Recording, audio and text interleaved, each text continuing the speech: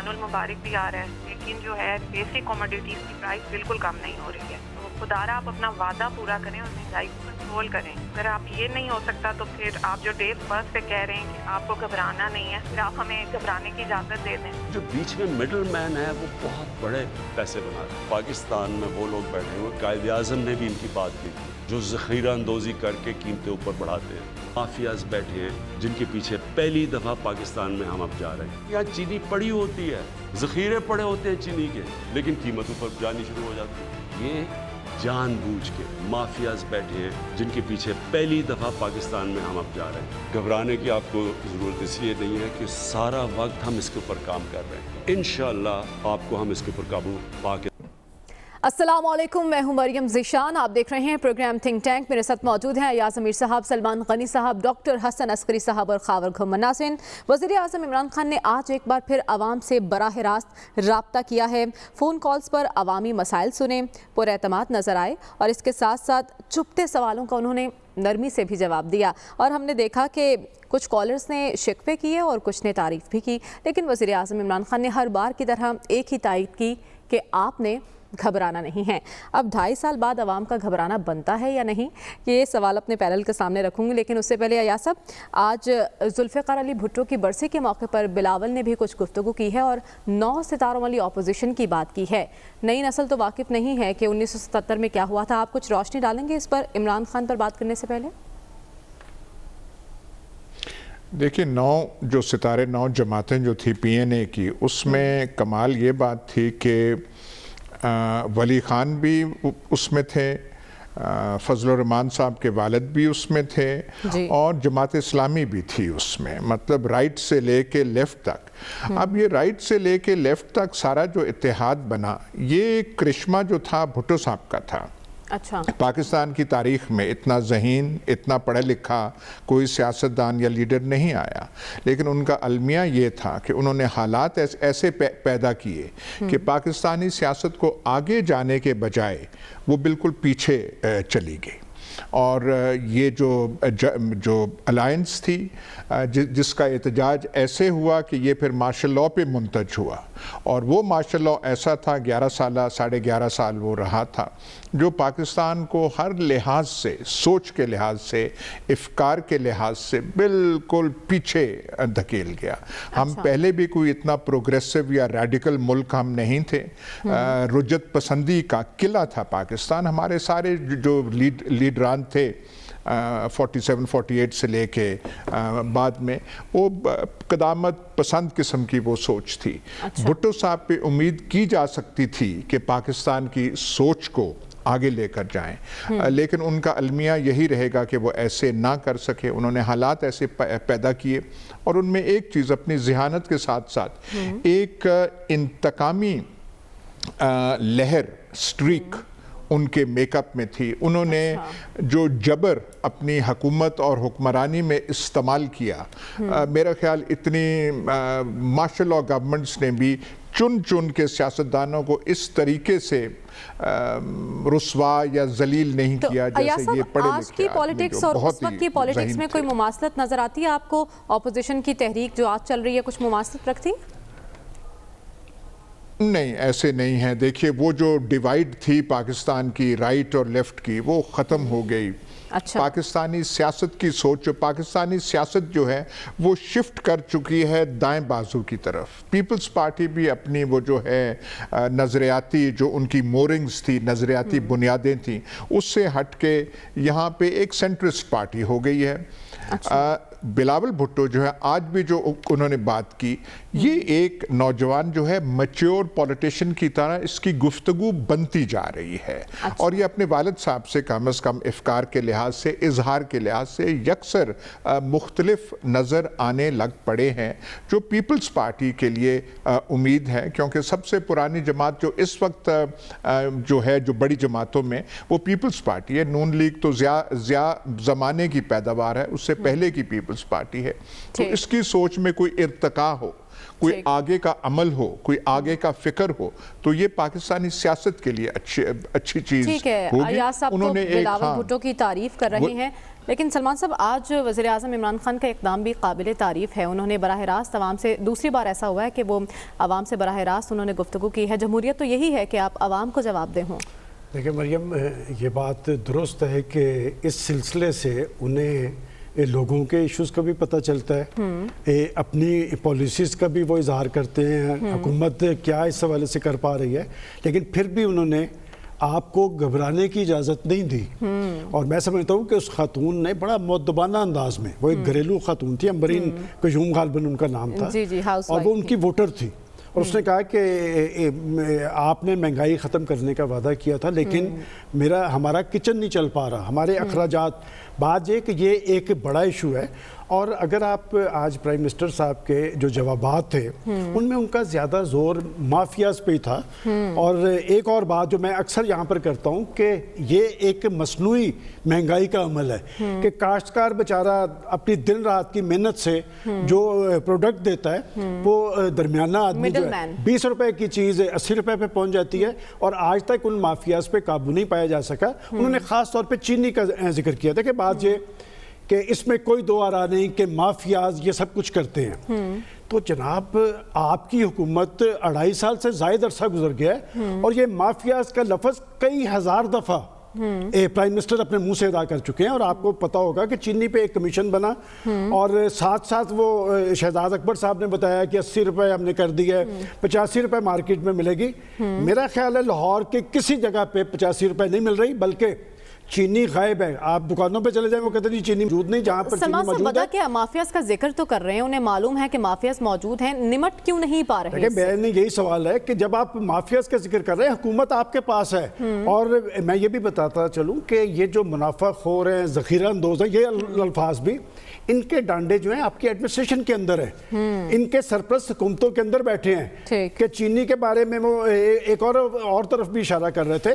مجھے یاد پڑتا ہے کہ خود پرائم منسٹر صاحب نے جہانگیر ترین کی صفائی دی تھی اسی طرح کے اپنی ایک پریس کانفرنس میں, کہ میرا نہیں خیال وہ اس میں بات یہ کہ وہ جہانگیر ترین ہو, وہ خسرو بختیار ہو, وہ حمزہ شہباز ہو, تو یہ کیا قانون کی دسترس میں نہیں ہے کہ انہوں نے کہا کہ 1 روپیہ چینی کی قیمت بڑھتی ہے تو 5.5 ارب کماتے ہیں. جناب یہاں پر 65 روپے بڑھی ہے, تو اس کا ذمہ دار کون ہے کہ تو ادھر ادھر کی نہ بات کر, یہ بتا کہ قافلہ کیوں لٹا. ہمیں راہزنوں سے غرض نہیں, تیری راہبری کا سوال ہے. اچھی بات ہے کہ پرائم منسٹر صاحب کو مسائل کا ادراک ہے, انہیں پتہ ہے کہ مشکلات کیا ہیں, لیکن کرنا کس نے ہے؟ یہ آگے ان کے سیاسی مخالفین نے تو نہیں کرنا. اور بات ہے کہ آپ کی حکومتی پالیسیز کی وجہ سے لوگوں کی مشکلات بڑھی ہیں کم ہونے کی بجائے. دیکھیں آپ نے کہا تھا کہ آپ پاکستان کے اندر سیاسی تبدیلی لائیں گے, وہ تبدیلی آپ کے کسی کال و فیل سے, آپ کے اقدامات سے نظر آنی چاہیے, لوگوں کو ریلیف نظر آنا چاہیے. دیکھیں جمہوری حکومتوں کا کیا فرق ہوتا ہے, دیکھیں جمہوری حکومتوں جو ہیں وہ عوام کی ریلیف کے ساتھ منسلک ہوتی ہے کہ یہ آئیں گی تو آگے کی طرف بڑھیں گی. ایک بات جو ابھی آپ نے ذوالفقار علی بھٹو صاحب کے بارے میں کہی ہے, ایاز صاحب نے اپنی بات کر لیا, لیکن اس میں کوئی دو آرا نہیں کہ اس شخص نے ایک پاپولر پولیٹکس کی تھی, لوگوں کو اپنی طرف متوجہ کیا تھا, روٹی کپڑے اور مکان کی بات کی تھی. تو کیا وجہ ہے؟ اور جو آپ نے فرق پوچھا ہے, فرق آپ نے کہا کہ آج کی اپوزیشن اور اس وقت کی اپوزیشن کا, میرا خیال ہے ایاز صاحب یہ کہا کرتے ہیں کہ اس وقت کی اپوزیشن کی تحریک کے پیچھے کچھ تھا اور اب والوں کے پیچھے نہیں ہے. اور ہوا کیا تھا, مارشاء اللہ کیوں آیا کہ بھئی مذاکرات تو ہو گئے تھے, تو لائن کیوں کٹ گئی؟ تو یہی ثبوت ہے کہ اس وقت کچھ تھا. تو بات یہ کہ سیاستدانوں کو اپنے معاملات خود بیٹھ کے طے کرنے چاہیے. جب آپ اپنے معاملات طے نہیں کرتے, اور یہ ساری گفتگو جو آج پرائم منسٹر صاحب نے لوگوں کے سوالات کے جوابات دیے ہیں, کبھی کبھی وہ پارلیمنٹ میں بھی چلے جایا کریں. بات یہ کہ یہ سارے ایشوز پارلیمنٹ میں ڈسکس ہوں اور مسائل کا حل نکل آئے تو پاکستان میں سیاسی استحکام آئے گا. جب آپ کے درمیان ڈیڈ لاک کی کیفیت ہوگی, پھر آپ بیانات کے ذریعے, اعلانات کے ذریعے کارکردگی دکھا سکتے ہیں, پلیس پہ کچھ نہیں ہے. بالکل ڈاکٹر صاحب بات کر رہے ہیں عوام سے براہ راست فون کال سے رہے ہیں, بہت اچھا اقدام ہے. پارلیمنٹ کا فورم بھی تو موجود ہے, وہاں کیوں نہیں جاتے وزیر اعظم؟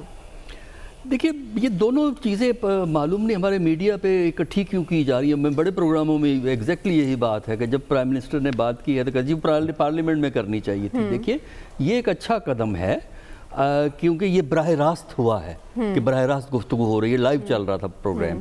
اور ماضی میں بھی اگرچہ رولرز نے گفتگو کی ہے عوام کے ساتھ، لیکن وہ لائیو نہیں ہوتی تھی، مختلف طریقے تھے. بلکہ پہلا سلسلہ جو شروع ہوا تھا وہ ایوب کے زمانے میں ہوا تھا. ایوب خان نے 1 منتھ کو ریڈیو پہ تقریر کرنے کا رواج ڈالا تھا. ہر مہینے کی پہلی تاریخ کو ایوب تقریر کرتا تھا. پھر 64 نومبر 64 میں ٹیلی ویژن آ گیا، تو اس کے بعد لیکن ٹیلی ویژن کی ظاہر ہے اس زمانے میں ٹیلی ویژن تو لوکل ہی ہوا کرتا تھا. خیر چھوڑیے، یہ جو ہے نا، اس میں آج کے اس پروگرام میں جو میرے نزدیک اہم یہ بات نہیں ہے کہ پرائم منسٹر نے کیا جواب دیے، اہم بات یہ ہے کہ لوگوں نے کیا سوال کیے. وہی کیونکہ جو سوال ہم اپنے پروگرام میں ڈسکس کرتے ہیں. جی، جو سوال ہے نا وہ کنسرن شو کرتے ہیں، اور حکومت کو چاہیے کہ ان سوالوں کو اس بات پہ نا اڑا دے رکھ کے کہ جب پرائم منسٹر صاحب نے بڑے اچھے جواب دیے، وعدے کر لیے ہیں، اس کو چھوڑ دیں جو پرائم منسٹر نے کہا ہے. ان کو سیریس لیا جائے ان سوالوں کو، اور ان کا واقعی کوئی حل جو ہے وہ ڈھونڈنا ضروری. اب آئیے پارلیمنٹ والی بات جو آپ نے کی ہے. دیکھیے، پارلیمنٹ اگر پارلیمنٹ کے طور پہ کام کرے تب تو یہ سوال موضوع ہے. ہماری پارلیمنٹ کا جو ڈسکورس ہے، جو ماحول ہے، جو وہاں کا حالات ہیں، وہ پارلیمنٹ کے نہیں ہیں. کس نے پیدا کیے یہ حالات؟ دونوں طرف سے ہوتے ہیں. دیکھیے، آپ کے پرائم منسٹر وہاں جا کے تقریر نہیں کرتے، اپوزیشن دھما چوکڑی تو اپوزیشن ڈالتی ہے. دیکھیے لیکن ڈاکٹر صاحب، آج جس طرح چکتے ہوئے سوالوں کا نرمی سے پر اعتمادی سے جواب دیا، پارلیمنٹ میں بھی تو آپ تحمل سے سن سکتے ہیں نا باتیں. اپوزیشن تنقید کریے تو اسے برداشت کریں. آپ نے غالباً پارلیمنٹ کے اجلاس دیکھے نہیں ہیں. آپ یوں کریں، ریکارڈ نکلوائیے پرانا. جب پرائم منسٹر صاحب الیکٹ ہوئے تھے، انہوں نے ایک تقریر کی تھی. اس تقریر پہ جو کچھ ہوا ہے وہ پاکستان کی تاریخ میں پہلا واقعہ تھا کہ جس دن پرائم منسٹر الیکٹ ہوتا ہے اس کو تقریر کرنے نہیں دیتے. دیکھیے، اس میں ہوتا یہ ہے کہ دونوں طرف پرابلم ہے، اور جب تک یہ ایک دوسرے کا احترام نہیں سیکھتے، جب تک زبان میں پارلیمانی اصول نہیں آتے، جب تک اخلاق اور رکھ رکھاؤ کا لحاظ پیدا نہیں ہوتا، پارلیمنٹ اپنا کام نہیں کرتی. دیکھیے، کچھ بھی ہو، حکومت کی اپنی کمزوریاں ہیں، خرابیاں ہیں، پرائم منسٹر کم جاتے ہیں، زیادہ جانا چاہیے ان کو، لیکن جو سپیکر کے آگے سپیس ہوتی ہے، آپ اٹھا لیجئے 2.5 سال میں، اس سپیس میں اپوزیشن آ کے دھما چوکڑی مچاتی ہے. گورنمنٹ کبھی نہیں کرے گی. گورنمنٹ اپنی بینچوں میں بیٹھ کے شور مچائے گی. وہ اپنی بینچوں میں سے اپوزیشن کو ڈسٹرب کریں گے، اور اپوزیشن والے بھی یہی کام کرتے ہیں. اور پھر وہ اسپیکر کے سامنے آ کے ایجنڈے پھاڑ کے اسپیکر کی طرف کون پھینکتا ہے؟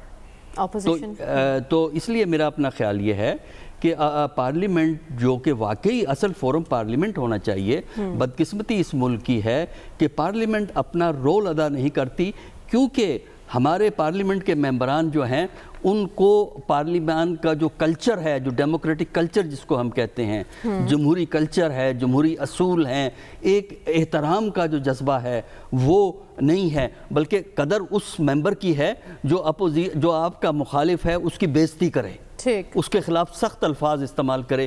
اس قسم کے فکرے اور الفاظ استعمال ہوتے ہیں کہ اسپیکر کو ایکسپنچ کرنا پڑتا ہے، فارغ کرنا پڑتا ہے. ورنہ اگر وہ فکرے دیکھے جائیں تو ہمیں افسوس ہوگا کہ ہمارے پارلیمنٹ کے لوگ اس طرح گفتگو کرتے ہیں. پارلیمنٹ ہے، اور پارلیمنٹ اس وقت تک اپنا رول ادا نہیں کر سکتی جب تک ممبران یہ ریئلائز نہیں کرتے کہ پارلیمنٹ کی کامیابی اور ناکامی کی ذمہ داری ان پہ آتی ہے. ٹھیک ہے، یعنی پارلیمنٹ کو فعال بنانا بھی ضروری ہے. خاور، بلاول بھٹو نے پارلیمانی سیاست کی بات کی اور انہوں نے کہا ہے کہ ہم اس پر یقین رکھتے ہیں. آج ذوالفقار علی بھٹو کی برسی بھی ہے. آپ کو لگتا ہے کہ بلاول اپنے نانا کی سیاست کو آگے لے کر چلیں گے؟ ایک تو یار صاحب نے ٹھیک بات کی کہ وہ ود ایوری پاسنگ ڈے وہ میچورٹی آ رہی ہے. وہ پہلے تقریر نہیں کر پاتے تھے اردو میں، اب وہ تقریر بھی کر رہے ہیں. اور جو بھی ان کی پارٹی کا بیانیہ ہے، ایٹ ٹائمز ہم دیکھتے ہیں کہ وہ والد صاحب سے تھوڑا سا ہٹ کے جو بیانات دیتے ہیں. پھر ہم نے ماضی کے اندر دیکھا کہ جب وہ زیادہ بیانات دینا شروع ہو گئے تو پھر ایک دن زرداری صاحب نے کہا نہیں بلاول ابھی بچہ ہے، سیاست سیکھ رہا ہے. تو پھر آہستہ آہستہ وہ ناراض ہو کے پھر لنڈن بھی دبئی بھی کچھ عرصہ چلے گئے تھے. لیکن سرٹنلی اس وقت وہ پارٹی کے چیئرمین ہیں، اور آہستہ آہستہ وہ جو اپنی داغ ہے اپنی پارٹی کے اوپر ضرور بٹھا رہے ہیں. دیکھیں مریم، جو ذوالفقار علی بھٹو کا دور ہے، اگر ان کے جو پولیٹیکل جو ان کی کنٹریبیوشن ہے اس ملک کے اندر، وہ بڑی زبردست، بڑا ایونٹ فل ان کی لائف گزری ہے. جنرل ایوب کے ساتھ جو ٹائم گزرا ان کا وہ تو تھا ہی تھا. اس کے بعد انہوں نے اس ملک کو جو آئین دیا 1973 کا، میرے خیال میں وہ سب سے بڑی کنٹریبیوشن ہے. لیکن اس کے ساتھ ساتھ جو ایک سب سے بڑی میں ڈس سروس کہوں یا کوئی اور کام کہوں وہ ہوا کہ بڑے کم لوگوں کو اس چیز کا علم ہے. میرے خیال میں ایاز صاحب مجھے اس کے اوپر تھوڑا سا وہ تصحیح کر دیں گے اگر میں غلط نہیں بات کرتا, کہ پہلا ISI کے اندر جو پولیٹیکل سیل بنایا گیا تھا وہ ذوالفقار علی بھٹو صاحب کی زیر نگرانی بنا تھا, انہوں نے بنوایا تھا. اچھا, تو آسان الفاظ کے اندر اگر اسٹیبلشمنٹ کا کردار ہے تو تھوڑا سا کھینچ کے, پہلے بھی تھا یہ اسٹیبلشمنٹ کا کردار لیکن انہوں نے اور تھوڑا سا کردار بڑھا دیا, اور بالکل جو بھی انہوں نے سیاست کی, اکانومی کے ساتھ جو کچھ کیا, نیشنلائزیشن کی جو ان کی پالیسی تھی, پھر اپوزیشن کے ساتھ جو ان کا ریئیکشن تھا, رد عمل تھا, وہ بعض لوگوں کے قریب ملکی سیاست کے اندر اس سے شدید ترین رد عمل کسی حکمران کی طرف سے نہیں آیا جو انہوں نے دیا. ایک انہوں نے خاص فورس بھی بنائی تھی جو اپوزیشن کو ٹریٹ کرتی تھی. اینی ویز, اب ہم 21ویں صدی میں آ گئے ہیں اور 21 صدی کے یقینی طور پر تقاضے زیادہ مختلف ہو چکے ہیں. سوشل میڈیا ہے, 24/7 کوریج ہے, ہر چیز جو ہے وہ لوگوں کے سامنے آ رہی ہے. اب جو ہے بلاول بھٹو کے سامنے جو سب سے بڑا چیلنج وہ یہی ہے کہ ان کی پارٹی کے اوپر جو ایک بہت بڑا داغ لگا ہوا ہے وہ ہے کرپشن کا داغ. سرٹنلی 2008 سے 2013 تک ان کی پارٹی کے جو بڑے لیڈران کے خلاف جو کیسز ہوئے, ابھی بھی جو ان کے خلاف ڈیفرنٹ کیسز ہیں. پارٹی جو ہے یہ بنیادی طور پر جو پیپلز پارٹی ہے یہ پنجاب کی پارٹی ہوا کرتی تھی. ایون 1988 میں جو الیکشن ہوئے تھے لاہور کی اس وقت غالباً 9 سیٹیں تھیں, 6 سیٹیں وہاں سے پیپلز پارٹی نے 1988 کی بات کر رہا ہوں کہ الیکشن میں وہاں سے جیتی تھیں. اب یہ ہے کہ اب لاہور سے چلتے ہیں تو اٹک تک آ جائیں, پورے جی ٹی روڈ کے اوپر آپ کو پیپلز پارٹی کا نام و نشان ہی نہیں آتا. قمرالزمان قاہرہ صاحب ہیں, وہ بحثیت جو پارٹی کے جنرل سیکرٹری, اسپوکس پرسن, وہ ٹیلی ویژن شوز کے اندر آتے ہیں لیکن ادروائز پنجاب میں ان کا کوئی کسی جگہ کے اوپر کوئی فٹ پرنٹ نہیں ہے. ساؤتھ کے اندر چند ایک سیٹیں ہیں ان کی, وہاں چونکہ کچھ ایسے لوگ وہ ان کو ووٹ ان کرتے ہیں وہاں پہ جن کی اپنی کانسٹیچوئنسیز ہیں, مختوم فیملی وہاں پہ موجود ہے. لہٰذا اب سب سے بڑا جو چیلنج ہے بلاول بھٹو زرداری کے سامنے پارٹی کو واپس پنجاب میں لانا, اور میرے خیال میں ایک بڑے ہی اچھے اور اچھے انداز سے وہ بار بار جو پنجاب کو ہٹ کر رہے ہیں نا, نون لیگ کو ہٹ کر رہے ہیں. آج بھی انہوں نے ہٹ کیا کہ جی پتہ نہیں کیا وجہ ہے کہ ہمیں یہ جو ماضی کے اندر 9 ستارے کا جو حصہ رہے تھے ہم پنجاب میں آنا چاہتے ہیں. ہم پنجاب کے اندر جو ایک لولی رنگڑی حکومت ہے بقول جو بلاول بھٹو زرداری کے, ہم جو بزدار صاحب کو ہٹانا چاہتے ہیں, اور ہماری پوری تیاری تھی, ہم نے لانگ مارچ کی تیاری کر رکھی تھی, ہم نے لاہور پہنچ کے لاہور کے تخت کو ہلا دینا تھا, یہاں پہ چیف منسٹر کو ہم نے چینج کر دینا تھا, لیکن پتہ نہیں کیا وجہ ہے کہ جو اس وقت موجودہ جو PDM ہے وہ ہمیں ساتھ نہیں دے رہی, اور بجائے یہ کہ ہمارے ساتھ کندھے سے کندھا ملا کے آگے چلتے وہ ہماری ہی اپوزیشن کر رہے ہیں. اور میرے خیال میں اس بات میں وزن ضرور ہے کہ جب آپ نے ان کی یہ کہنے کے اوپر سارے ضمنی انتخابات لڑ لیے, سینٹ کا الیکشن لڑ لیا, ابھی بھی آپ کراچی کی 249 کے اندر بھی الیکشن لڑ رہے ہیں نون لیگ والے, پنجاب کے اندر ڈسکے کے اندر الیکشن لڑ رہے ہیں, تو میرے خیال میں یہ اچھی ایک ان کی سیاست ہے کہ آپ پارلیمان کا حصہ رہتے ہوئے احتجاج بھی کریں, لانگ مارچ بھی کریں, اور ساتھ ساتھ اور بھی جو اپنے مسائل ہیں ان کا بھی ذکر کریں. تو اس حوالے سے ضرور اگر دیکھیں 24/7 اگر ٹیلی ویژن کے اوپر سیاست کی کوریج ہو رہی ہے تو اب بلاول بھٹو اپنے حصے سے زیادہ جو ہے وہ کوریج لے رہے ہیں. اس کی وجہ یہ ہے کہ وہ بات کر رہے ہیں, کچھ سینسیبل بات کر رہے ہیں. اب نون لیگ کا مسئلہ بنیادی طور پر یہ ہے کہ وہاں پہ وہ ڈیفرنٹ قسم کے جو بیانی ہیں نا, کوٹ اینڈ کوٹ, وہ ہمیں سننے کو ملتے ہیں. اب تو وہاں پہ گروپس کی باتیں ہو گئی ہیں. میں جان کے مان پا کے سلمان غنی صاحب سے میں ہرگز نہیں کہہ رہا کہ نون لیگ کے اندر گروپنگ ہو رہی ہے, لیکن وہ یہ کہہ رہے ہیں کہ یہ حمزہ گروپ کی طرف سے یہ بات اب کے سامنے آ رہی ہے. وہ لیکن جو بلاول جو مریم صاحبہ کے ارد گرد لوگ ہیں وہ اپنی بات کرتے ہیں, بلاول جو ہیں اب شہباز یا حمزہ سے بات کرنے کی بات کر رہے ہیں. لہٰذا نون لیگ کو تھوڑا سوچنا پڑے گا. بلاول کے پاس سرٹنلی ان کے پاس ٹائم ہے, وقت ہے, جس طرح یا صاحب نے فرمایا ان کے پاس ایک لیگسی ہے پولیٹیکل اپنے نانا کی, اپنی والدہ کی, تو وہ اگر اس کو اس کے اوپر بلڈ کرنا چاہیں تو میرے خیال میں وہ کر سکتے ہیں. اب دیکھتے ہیں کہ وہ فردر جو آنے والے جو سالوں کے اندر پیپلز پارٹی کو کس راہ پہ لے کے آتے ہیں. جو سوچ ہے عوام میں وہ یہی ہے کہ کیا ہم نے گھبرانا ہے یا نہیں. 2.5 سال گزر چکے ہیں, وزیر اعظم یہی کہہ رہے ہیں کہ آپ نے گھبرانا نہیں. خاور آپ اسلام آباد میں بیٹھے ہیں, زیادہ قریب ہیں, زمینی حقائق دیکھ کے ہمیں بتائے گا گھبرانا بنتا ہے کہ نہیں. اس پر بات کریں گے اس بریک کے بعد. اسٹے ود اس.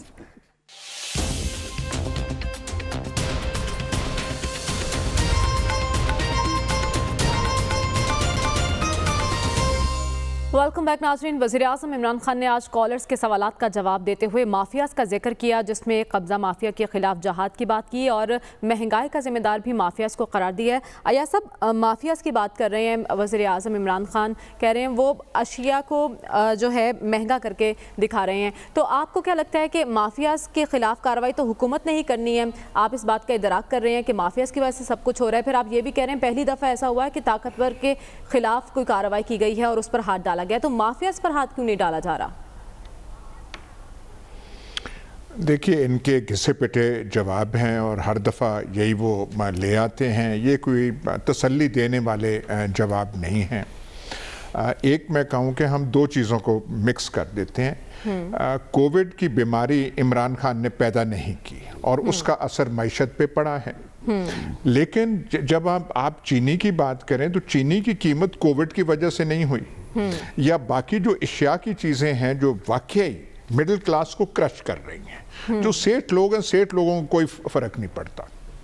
महंगाई से 500 गुना ज़्यादा हो जो अमीर तबका हमारा है, जिसे हम कभी कभी अशराफिया कहते हैं, कभी कुछ और के, उनको कोई फ़र्क नहीं पड़ता। उनकी अय्याशियों में, गाड़ियों में, शामों को, रातों को कोई फ़र्क नहीं पड़ता। लेकिन रुपए की बेकदरी बहुत हो चुकी है। अब मैं आपको क्या क्या बताऊं। वो जैसे कई दफ़ा माफियाज और वो जो रियल एस्टेट के सेठ लोग हैं उनका नाम नहीं याद रहता, तो कई दफ़ा वो अशिया का नाम नहीं याद रहता कि पहले उनकी कीमत क्या थी, और मैं आपको बताऊं अभी कि अब उनकी कीमत क्या हो गई है, तो आप के कान जो हैं वो यकीन नहीं करेंगे। ऐसी ऐसी सर्विसेज हैं जिनकी पहले रेट पता नहीं क्या थे, अब रेट क्या है। लगता है कि रुपए में कोई जान जो है, कोई उसमें कोई वज़न जो है रुपए में रहा ही नहीं। मतलब जो चीज़ें पता नहीं 8-10 हज़ार की मिलती थी वो 20-25, और जो बोलने वाले होते हैं उनको शर्म तक नहीं आती कि हम 20-25-30 हज़ार की बात कर रहे हैं उन चीज़ों के बारे में जिनके रेट जो हैं एक मतलब मुनासिब कंट्रोल में हुआ करते थे। तो इसका जवाब ये जो है कि माफियाज है, मिडिल मैन है, और एक तो उन्होंने हद आज कर दी कि कायदे आज़म ने भी अपनी तकरीर में, वो 11 अगस्त की तकरीर का हवाला दे रहे थे, उन्होंने कहा जी ज़ख़ीरा अंदोज़ हैं, ये है। भाई आप हुकूमत में हैं, आपसे वो इकनॉमिक पॉलिसीज़, शौकत तरीन को आपने ये जो इकनॉमिक एडवाइजरी कमेटी है उसका वो मेंबर वो बन गए हैं।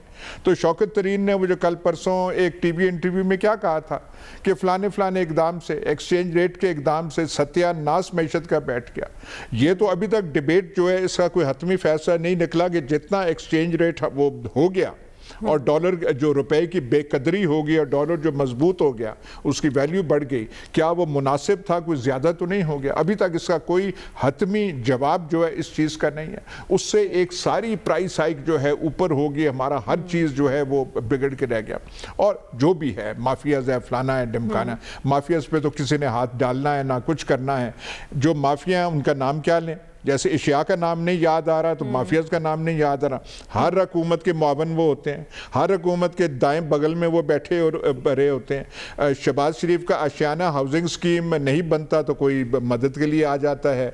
काफ लीग वाले होते हैं तो उनके साथ है, नून लीग वाले हैं तो वो पीपल्स पार्टी वाले हैं उनके साथ तो वैसे ही गठजोड़ इतना है, और इमरान खान के साथ भी ऐसे ही हैं, तो उनको तो आप नहीं कर सकते। वो आप कहते हैं ना कि फ़लानी चीज़ रियासत से बड़ी हो गई है, तो अब तो माफियाज ऐसे हैं, नाम हमें याद नहीं रहा, वो रियासत से बड़े दिखाई देते हैं, उनका जो खदो खाल है जो वो है। लेकिन एक चीज़ इमरान खान और PTI को करनी चाहिए, और खुदारा आप कॉन्सनट्रेट, ये सेठ जो है कंस्ट्रक्शन वाले, इनको इतनी मुराद ना दें, ज़रात पे कॉन्सनट्रेट करें। हम सारा कुछ इम्पोर्ट कर रहे हैं, हमारी टेक्सटाइल एक्सपोर्ट बढ़ भी जाए, ये जो आप वो कंसेशंस दे के बढ़ भी जाए, तो सारा वो फॉरेन एक्सचेंज तो आपको ज़रात खा रही है, गंदम इम्पोर्ट कर रहे हैं, चीनी इम्पोर्ट कर रहे हैं, फलाना।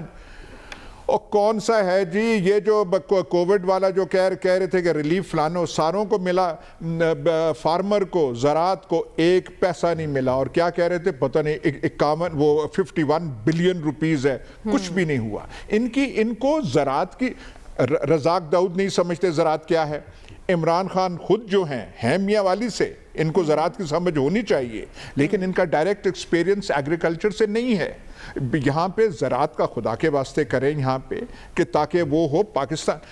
किसान को छोड़ दें, उसकी हालत बेहतर होती है ही नहीं, और पाकिस्तान की हालत थोड़ी बेहतर हो जाएगी। हम खाने पीने की चीज़ें इंपोर्ट कर रहे हैं, इसमें एक गवर्नमेंट की रीओरिएंटेशन, अपना सिमत ज़्यादा दुरुस्त करने की ज़रूरत है। ठीक है, अयाज साहब तो घबराने वाली बातें कर रहे हैं। सलमान साहब, आज इमरान खान साहब ने बात की है कि अरबों रुपए की चीनी चोरी करने वालों पर फूल फेंके जा रहे हैं, ये किस तरफ इशारा किया उन्होंने?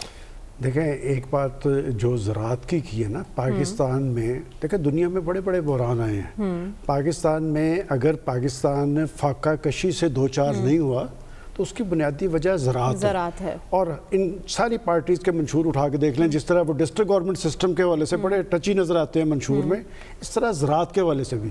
और मैं हैरान होता हूँ कि इन असम्बलीज़ के अंदर इनकी बड़ी अक्सरियत जो है वो दही इलाकों से तल्लुक़ रखने वाले अरकान असम्बली, वहाँ पर इनको सांप सूंघा होता है। जहाँ तक कि वो चीनी वाला, मैं नहीं समझ सका, इनके लिए तो फूल ही फूल है।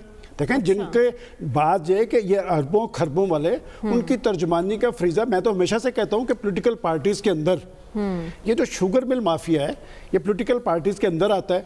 मैं बड़े खुले तौर पे बात, जहांगीर तरीन साहब का जहाज़ कल भी मैंने जिक्र किया था, पंजाब हुकूमत बनाने में उस जहाज़ का कोई रोल है या नहीं।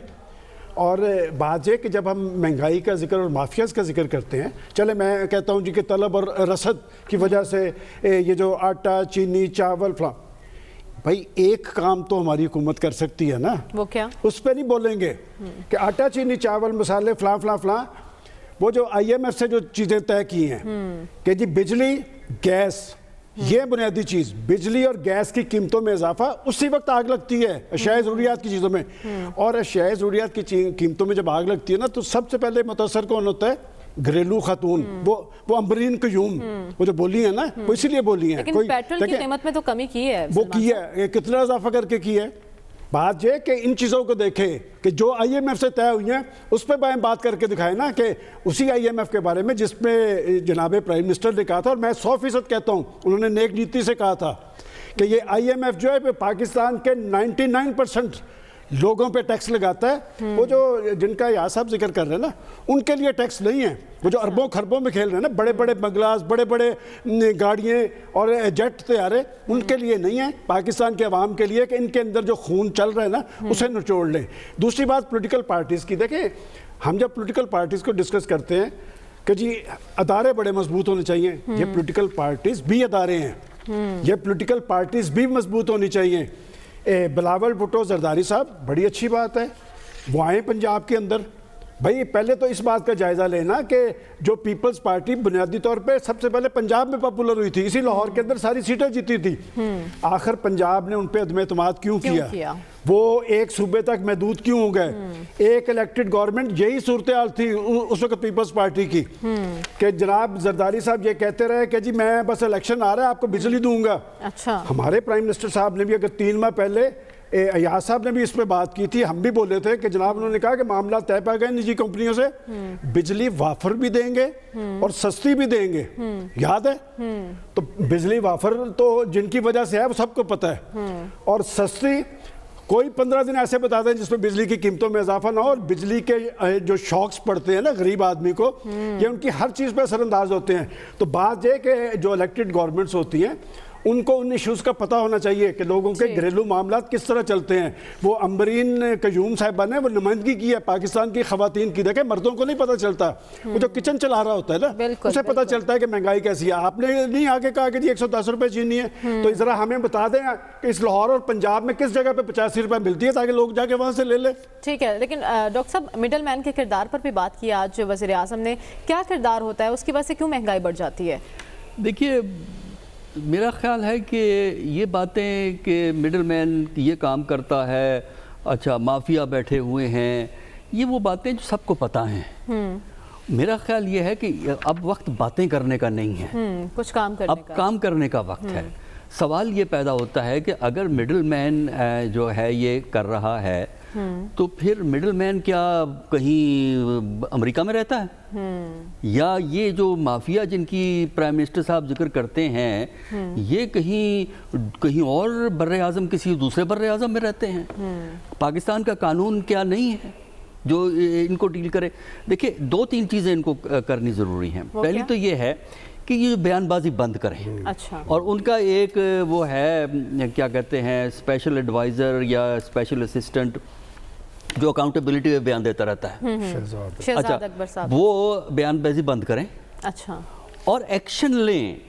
اور ایکشن میں یہ ہے کہ ہم نے 5 مالکوں کو پکڑ کے اندر کر دینا ہے, 6 مالکوں کو پکڑ کے اندر کر دینا ہے. سوال یہ ہے یا ہم نے زمین اتنی وصول کر لی ہے, پنجاب کی حکومت کہتی ہے ہم نے اتنے کروڑوں روپے کی زمین جو ہے وہ قبضے سے نکال لی ہے, گرفتاریاں ہوئیں. ان کو جو ووٹ پڑے گا نہ وہ زمین کے نکالنے پہ پڑے گا, اچھا, نہ ان کو پڑے گا کسی شوگر مل کے مالک کو FIA میں طلب کرنے پہ پڑے گا. ان کو یہ پڑے گا کہ عام آدمی بازار سے چیزیں کس ریٹ پہ خریدتا ہے. تو کیا کریں, وہ مقدمہ تو درج ہو رہا ہے, گرفتاریاں بھی ہو رہی ہیں, کارروائیاں بھی ہو رہی ہیں, کس طرح کنٹرول کریں؟ بالکل طریقہ کار ہے. دیکھیں پرائس کنٹرول کا ایک طریقہ کار موجود ہے. یہ اس کا طریقہ کار یہ ہے کہ فیڈرل حکومت سب سے پہلے تو یہ دیکھے نا کہ سب سے پہلے تو وہ ایشو ہے جو کہ ابھی ریز ہوا ہے کہ ایگریکلچر کو ہائیسٹ پرائیورٹی ہونی چاہیے, عملی طور پہ گفتگو میں نہیں, نمبر 1. ذرا اصلاحات لا رہے ہیں اس کے لیے. اصلاحات کا ہمیں مطلب نہیں پتا.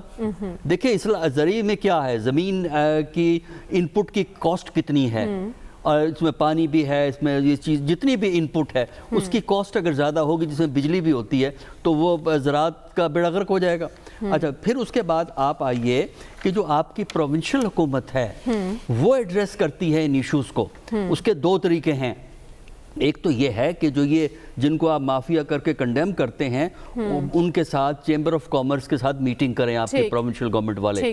تیسرا اس کے بعد کام یہ ہے کہ جو لوکل ایڈمنسٹریشن ہے, آپ کی ڈسٹرکٹ ایڈمنسٹریشن ہے, وہ ان چیزوں کو کنٹرول کرے, اس کے لیے کوارڈینیشن آئے گی. اور آخری بات یہ ہے, بجلی کی بھی بات کی تھی, بجلی کا جو نیا بل آیا ہے اس میں ریٹ زیادہ ہے اس وقت. کا منیمم جو ریٹ ہے وہ 16 روپے 33 پیسے ہے, اور اس کے بعد چلا جاتا ہے 22.66 پہ, اور پھر اوپر کی طرف جاتا ہے. دوسرا یہ ہے کہ بل جو ہیں جھوٹے بل انفلیٹ کر کے آپ کا خرچ بھی نہیں ہوا ہوتا, لاکھوں کے حساب سے بل یہ بنا کے بھیجتے ہیں, اور اس سے حکومت ان معاملات پر غور کرنا ہوگا. بڑے اچھے سجیشن آ رہے ہیں ہمارے پینل کی جانب سے. لیکن خاور, آج وزیر اعظم بڑے دل برداشتہ بھی ہوئے, انہوں نے کہا کہ کوئی یہ بات نہیں کرتا حکومت نے کیا اچھا کام کیا ہے. تو وہ کیا اچھے کام کیا ہیں یہ ہم آپ سے جانیں گے اس بریک کے بعد. اسٹے ود اس.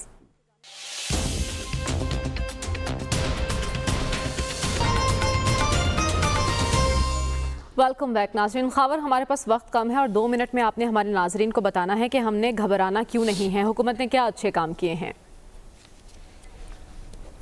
وہ انگریزی کا ایک محاورہ ہے, learning some thing hard way, ایک مشکل سے کچھ چیزیں سیکھنا.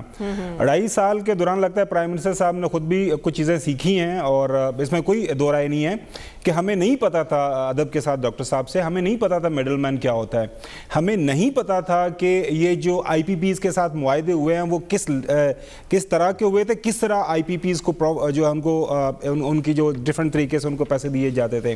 ہمیں نہیں پتا تھا کہ ملک کے اندر جو پیٹرولیم کرائسس کس طرح کریٹ ہوتا ہے, اس کی ترسیل اور آگے جہاں سے اس کی تقسیم ہوتی ہے وہاں سے لوگ کیسے مال بناتے ہیں.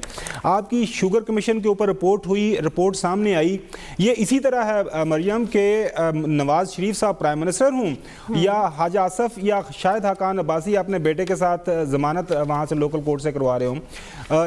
جہانگیر خان ترین سے زیادہ پر اعتماد تو ان کا کوئی ساتھی نہیں تھا.